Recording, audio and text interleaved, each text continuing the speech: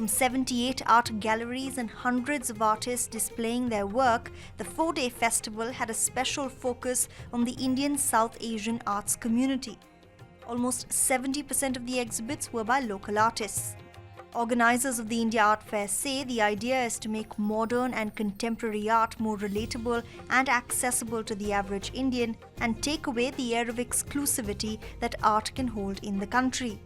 You know, India's got a very deep cultural history, and literature, art, music, I think sometimes it's trickier with visual art because people feel that it's more exclusive or there's fewer opportunities to see visual art. Estimates suggest that the art market in South Asia was worth more than $220 million last year, but the sale of art in Indian galleries languished at about $80 million, even though it's a region with huge potential. Hoping to enter that market this year, several internationally renowned galleries like Blaine Southern and David Zwirner brought their exhibits to India for the first time. Malaysian textile artist Anne Samath also made her India debut this year with her exhibit Goddess of Love. Anne used an unlikely combination of recycled tires, garden and kitchen utensils, yarn and accessories. The result incorporates the vibrant colors of India with ethnic Malaysian weaving techniques. It's nice, it's true, it's nice to, to bring the big picture of my own country and share it over here. But I think there's still element of my country in there.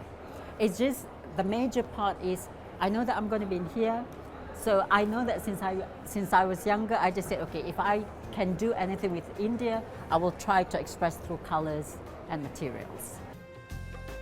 It's exhibits like this one that are changing the very perspective through which the average Indian views modern art.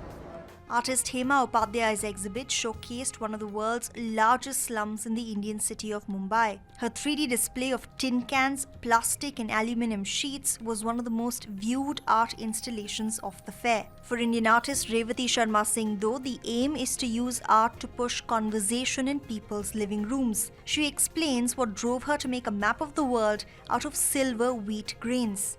So interestingly, wheat was first grown in modern-day Syria 10,000–12,000 years ago, and Syria is in the middle of the most deadly conflict, right? So the children, women, and men. I mean, there's nothing left of the country, and wheat is the staple diet of every country in the world.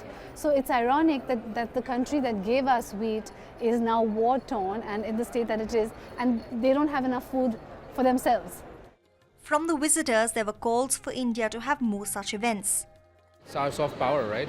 We were 5,000-year civilization, and we need to be able to project the kind of aesthetic and the kind of work that our artists are putting up on a global scale, and a fair like this is able to do that. It's a common platform for us to see what's happening all over the country. It's good for people to come and see what the artists are creating. It's an eye-opener, really, is what I would say. The hope now is, having made such a splash this year, the Indian art scene will continue to draw in more than just art connoisseurs. Neha Poonia, TRT World, New Delhi.